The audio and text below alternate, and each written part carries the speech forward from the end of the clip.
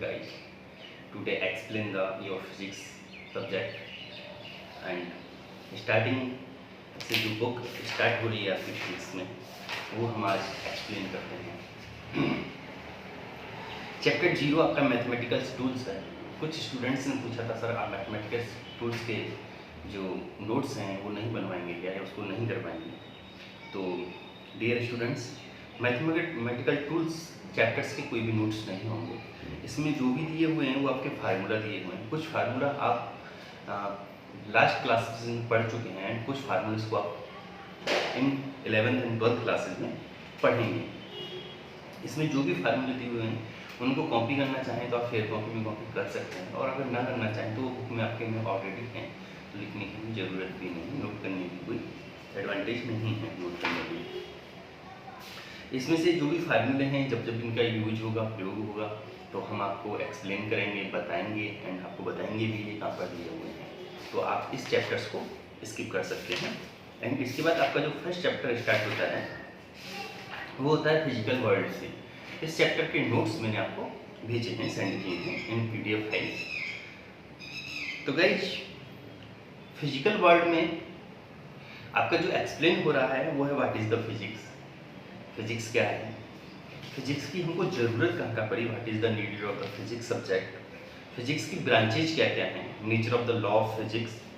इस टाइप से आपके जो कुछ टॉपिक्स हैं वो दिए हुए हैं, उनको हम एक्सप्लेन करेंगे आज। Today explain the in this topics. इसके बाद जो आपका चैप्टर्स है, ये जो चैप्टर्स हैं गाइज, इनको जो इनमें से आता है वो कभी कभी आता है एंड 10 to 15% आता है, तो हम इनको स्किप नहीं करेंगे, लेकर चलेंगे और पढ़ेंगे भी। इसके साथ आप दूसरा जो चैप्टर है वो आपका है measurement first, units and dimensional analysis. Need for measurement, measurements की नीडेड्स क्या थी उसको भी एक्सप्लेन करेंगे आज हम। एंड फिजिकल क्वांटिटीज क्या क्या होती हैं, measurement of the physical quantities क्या क्या होती है, सिस्टम ऑफ यूनिट्स क्या होते हैं, CGS system, FPS system, MK system and SI systems भी आल्सो एक्सप्लेन टुडे। एंड हम जो एक डायमेंशनल फार्मूला होता है उसको किस तरह से क्रिएट करते हैं, उसको किस तरीके से बनाते हैं, आल्सो एक्सप्लेन, उसको भी आज हम एक्सप्लेन करेंगे। कुछ मेथड हैं वो भी एक्सप्लेन होंगे। एंड इसके साथ measurement of the time, time का मेजरमेंट किस तरीके से करते हैं, किस यूनिट्स में करते हैं, डायमेंशनल फार्मूला किस तरीके से बनाते हैं, उनको क्रिएट कैसे करते हैं, टेबल 2.9 में से कुछ चैप्टर क्वेश्चंस, इसकी जो फार्मूला हैं उनको एक्सप्लेन करेंगे। And use of the dimensional formulas, इनका हम यूज कहाँ करते हैं, इस तरीके से हम करेंगे। इसके बाद आपका चैप्टर नंबर 3 आता है measurement 2, errors in the measurements.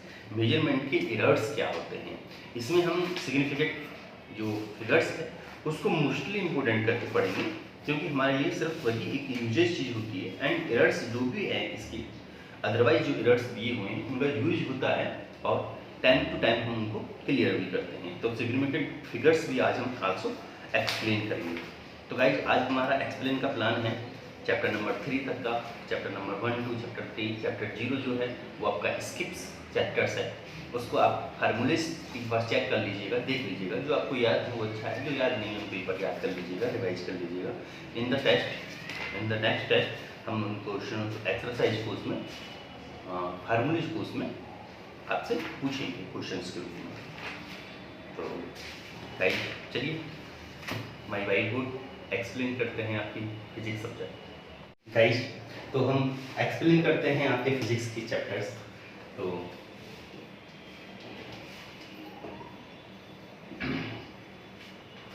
आपके जो फर्स्ट चैप्टर्स का नाम है वो है physical world. Physical world chapters यहीं से, इससे पहले जो चैप्टर्स है वो आपका है मैथमेटिकल टूल्स, जिसको हमने स्किप कर दिया है।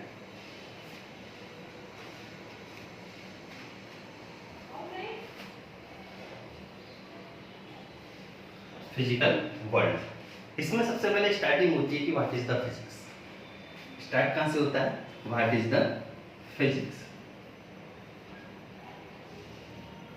फिजिक्स क्या है, अभी तक आप जो पढ़ रहे थे क्लास 10 तक वो था साइंस, और साइंस में आप फिजिक्स, केमिस्ट्री, बायो एक साथ पढ़ रहे थे। यहाँ पर आपका एक न्यू सब्जेक्ट है फिजिक्स। तो physics, what is the physics?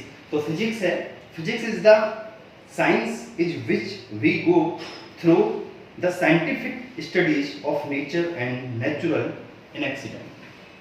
यानी कि किसी भी नॉन लिविंग जो जीवित नहीं है, जैसे नेचुरल वस्तुएं भी नहीं है और जो जीवित भी नहीं है, जैसे लकड़ी है, दरवाजे हैं, मेज है, कोई मशीन्स हैं, एरोप्लेन हैं, ट्रेवल्स वाली हमारी कारें हैं एंड पर्सनल्स कारें हैं, इनका यूज किस तरीके से होता है, इनको किस तरीके से पढ़ा जा सकता है, इनको किस तरीके से बनाया जा सकता है, इनको किस तरीके से क्रिएट किया जाता है एंड इनका जो किस फार्मूले पर ये वर्क करती हैं, उन सब के बारे में पढ़ना, लिखना एंड उनके मेजरमेंट्स को हम क्या कहते हैं, फिजिक्स कहते हैं। और इसीलिए हमें फिजिक्स की नीडेड भी पड़ी, फिजिक्स की जरूरत भी पड़ी। सॉरी गाइस, फिजिक्स की हमारी आवश्यकता, what is the need in the physics is last, इससे नेक्स्ट टॉपिक है आपका कि फिजिक्स की हमको आवश्यकता क्यों पड़ी, नीड द फिजिक्स। तो उसकी हमको आवश्यकता भी इसलिए पड़ी क्योंकि अर्थ पर जो नॉन लिविंग चीज थी, जिनको हमको बनाना था, हमारे ओल्ड पूर्वज, ओल्ड मैन ने जिनको बनाया था, उनके मेजरमेंट कैसे होंगे, उनके फार्मूलाज कैसे होंगे, उनको फार्मूलाज कैसे किया जाएगा, उनको रिटेन वर्क में कैसे लाया जाएगा, उन सब के लिए हमको फिजिक्स की जरूरत पड़ी। फिजिक्स को जो हम पार्टिकुलर ब्रांचेस में बांटते हैं वो है हमारा माइक्रोस्कोपिक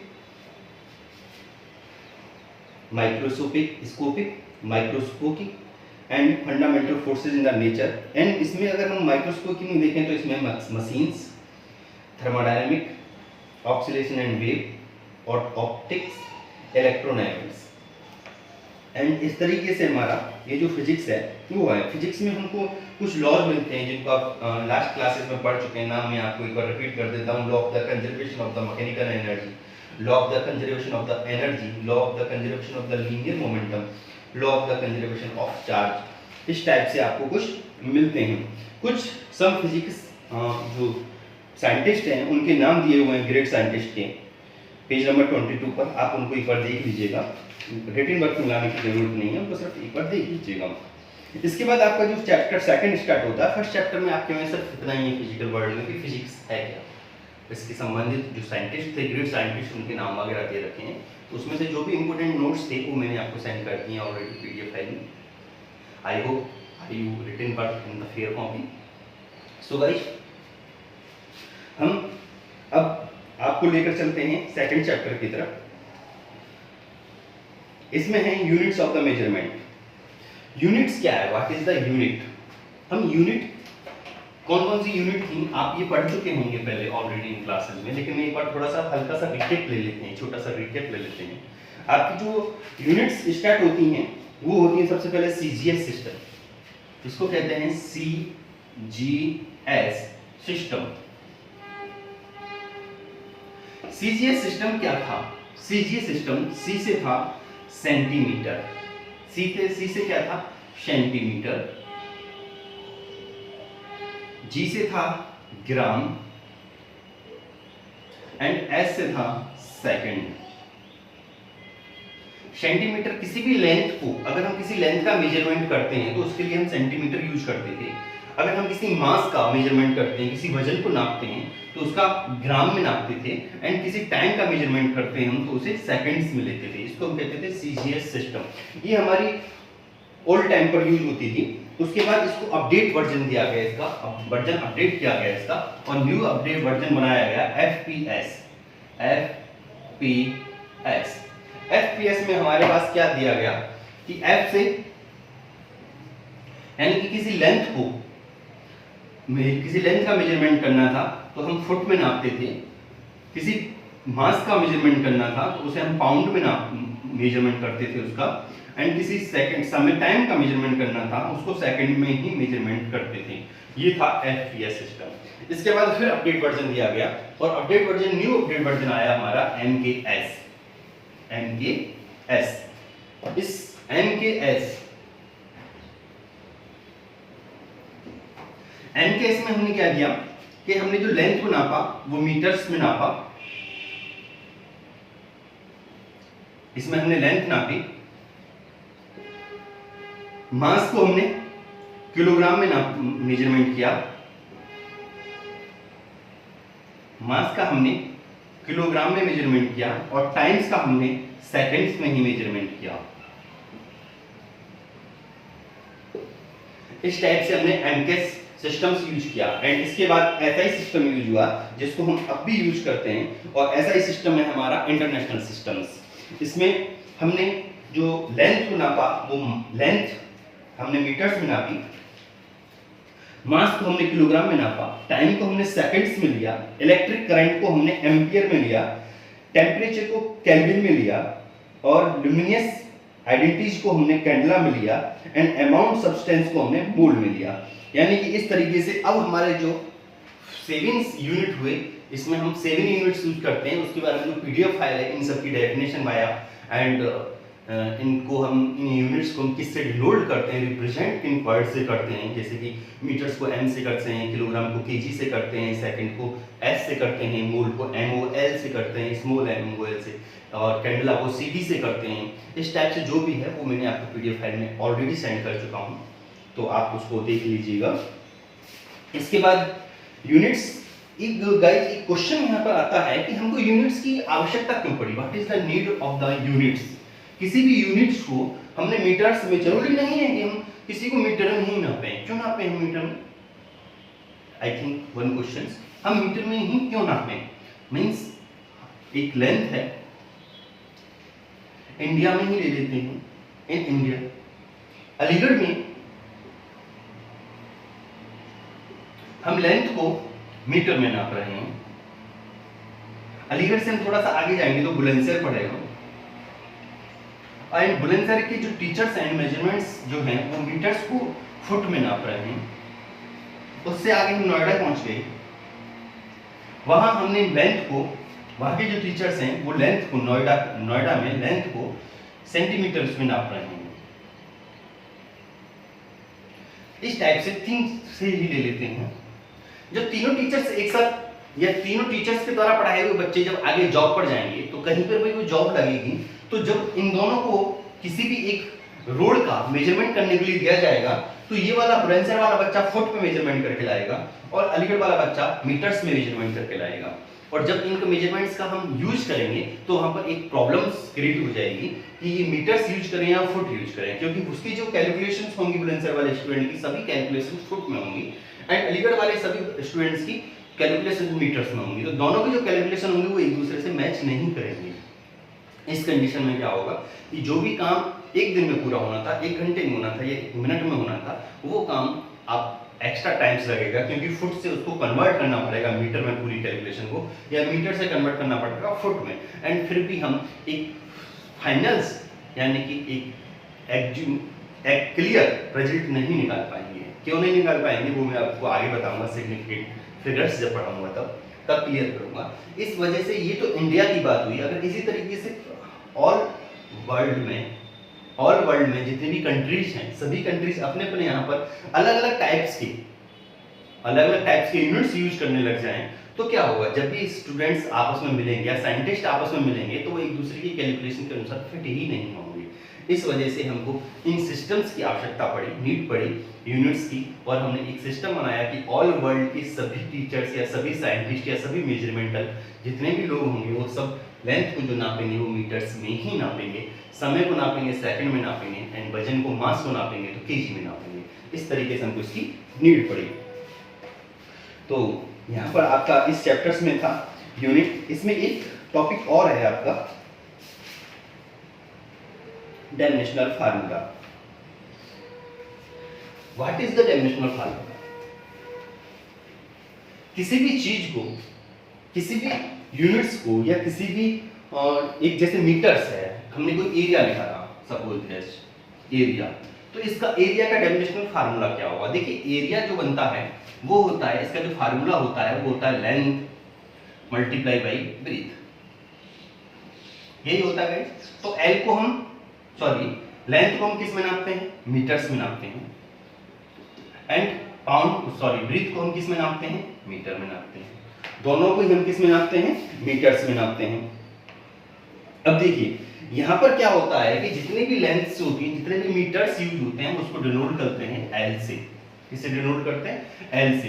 तो L multiply by L is equal to L square, L की पावर 2 हो गया यहाँ पर। इस तरीके से हम इसको डायमेंशनल फार्मूला बनाते हैं किसी भी चीज का। इसके साथ हम इसको दो चीज लेकर चलते हैं, M L and T.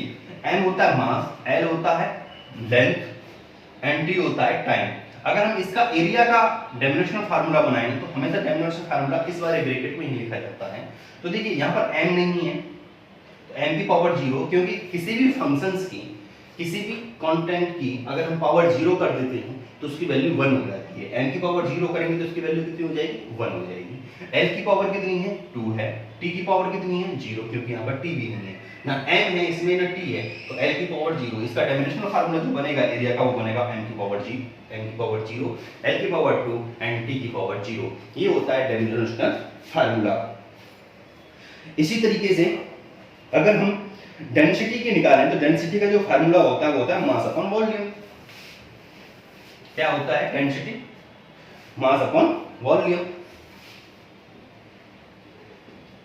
Density का फार्मूला होता है मास अपॉन वॉल्यूम। देखिए मास को हम डिनोट करते हैं m से। अब वॉल्यूम क्या होता है? वॉल्यूम होगा length multiply length multiply length. Length means sorry, length से हमारा आता है हाइट, ब्रेथ एंड लेंथ। तीन नहीं, सॉरी, एक लेंथ हो जाएगी हमारी LGTN एंड एक ब्रीथ हो जाएगी एंड हाइट हो जाएगी। तीनों को ही हम किससे डिनोट करेंगे? L से करेंगे। तो वॉल्यूम का जो हो जाएगा वो हो जाएगा L की पावर Q। यहाँ पर हो गया m अपॉन L की पावर Q। अब इसका जो डायमेंशनल फार्मूला बनेगा वो कुछ इस तरीके से होगा कि m की पावर 1, या कोई भी आप पावर नहीं लिख सकते, ऐसा भी छोड़ सकते हैं, L की पावर माइनस के 3, क्योंकि जब ये ऊपर जाएगा तो ये माइनस में कन्वर्ट हो जाएगा, एंड t की पावर 0, क्योंकि t यहाँ पर नहीं है। तो ये हो जाएगा वो डेंसिटी का डायमेंशनल फार्मूला। आई होप आप समझ गए होंगे। गाइस पेज नंबर 44 पे आपकी बुक में एक टेबल दी हुई है, टेबल नंबर 2.9। ये आपको कॉपी करनी है अपनी फेयर्स कॉपी में। काफी लंबी है, ध्यान से कर लीजिएगा, कोई गलती नहीं होनी चाहिए। गाइस इसके बाद हमारे पास एक टॉपिक बचता है, last topic, significant figures. Significant figure क्या है? What is the significant figures? ये आपके लिए एक नया टॉपिक है। मींस मैंने कोई भी एक नंबर्स ले लिया, 2, 1, 5, 6, 7, 8, 3, 2, 4, 5, 2, 6, 7। इसको हमने लिख दिया, इसको हम सिग्निफिकेंट फिगर्स के यूज करके इसमें हम नंबर्स इसको कम कर सकते हैं, या इनकी जो एक वैल्यू है वो हम निकाल सकते हैं। ये हमारा कोई एरिया की वैल्यू है, सपोज है कि एरिया इज इक्वल टू इतना है दिस। तो अगर हम इसको लिखेंगे, क्योंकि इतनी बड़ी संख्या के रूप में हम नहीं लिख सकते, पॉइंट के बाद हम ज़्यादा से ज़्यादा 2 संख्याएं यूज करते हैं। फिजिक्स में हम निकालते हैं 4 डिजिट तक हैं, पॉइंट के बाद 4 डिजिट तक निकालते हैं। अगर कोई दे रखी है तो वो बात अलग है, लेकिन अगर पॉइंट के बाद 4 डिजिट तक निकालते हैं उसको कन्वर्ट कर देते हैं 2 डिजिट में। देखिए इतनी बड़ी संख्या को, इतने बड़े नंबर्स को हम 3 डिजिट्स में कैसे कन्वर्ट करेंगे। देखिए सबसे लास्ट जो नंबर्स है हमारा, इस नंबर्स को हम देखेंगे कि ये जो 5 से है, 5 से ग्रेटर देन या 5 इज इक्वल टू है, तो इससे आगे वाला जो इससे पहले वाला नंबर है उसमें हम 1 प्लस कर देंगे। एक बार फिर रिपीट कर लेते हैं। अगर लास्ट डिजिट हमारी 5 से बड़ी है या 5 के इक्वल भी है, तब भी उससे पहले वाली डिजिट में 1 ऐड कर देंगे। तो ये हो जाएगा हमारा 2.5, 6, 7, सब कॉपी करते जाएंगे, 8, 3, 2, 4, 5, 2, 6। ये देखिए 7 को जब हम खत्म करेंगे, 7 को यहाँ से फिनिश करेंगे, तो उससे पहली वाली संख्या, क्योंकि 7 क्या है, 5 से बड़ा है, तो पहली वाली संख्या 6 को हम कन्वर्ट कर देंगे 7 में। अब यही काम हम 7 के साथ करेंगे कि 7 5 से बड़ा है या छोटा है। तो 7 भी 5 से बड़ा है, तो लिखेंगे 2.5, 6, 7, 8, 3, 2, 4, 5 एंड 7 को यहाँ से कैंसिल करेंगे और 2 में एक जोड़ देंगे, 3 हो जाएगा। अब 3 को देखेंगे, 3 क्या है हमारा, 2 से 5 से बड़ा है या छोटा है, 5 से छोटा है। तो 3 को हमारा हम कुछ भी इससे पहले वाली संख्या में कोई भी नंबर्स ऐड नहीं करेंगे और इसको डायरेक्टली हम यहाँ से कैंसिल आउट कर देंगे। इससे फिर आगे वाली लास्ट वाली संख्या देखेंगे, 5 क्या है, 5 फिर एक बार जो है वो 5 के बराबर है, तो उससे पहली वाली संख्या में 1 जोड़ा जाएगा। 2.5678 3 2 4 में 1 जोड़ेंगे तो ये 5 हो जाएगा। अब देखिए लास्ट वाली संख्या फिर 5 के इक्वल है, तो फिर उससे पहले वाली संख्या में 1 प्लस कर देंगे, ऐड कर दिया जाएगा। अब देखिए जो 3 है ये 5 से छोटा है, तो इसको डायरेक्ट कैंसिल आउट कर दिया जाएगा। तो 5 6 7 8 3। अब भी जो लास्ट वाली संख्या है वो 5 से छोटी है, तो इसको भी डायरेक्ट कैंसिल आउट किया जाएगा। 2.56 7 8। अब लास्ट वाली जो संख्या है वो 8 5 से बड़ी है, तो उससे पहले वाली संख्या में 1 ऐड किया जाएगा, 2.568 हो जाएगा। अब ये जो लास्ट वाली संख्या है वो भी 5 से बड़ी है, तो इसको भी हम 2.57 और पॉइंट के बाद सिर्फ 2 डिजिट छोड़कर हम उसको आंसर्स क्लियर कर देंगे, ये हमारा आंसर्स है। तो गाइस कुछ इस तरीके से आपके फिजिक्स के फर्स्ट 3 चैप्टर्स थे। I hope I understand my video and in this topics. So if you have any doubts या questions, so please contact my personal number via mobiles, calls and WhatsApp chats. Thank you guys.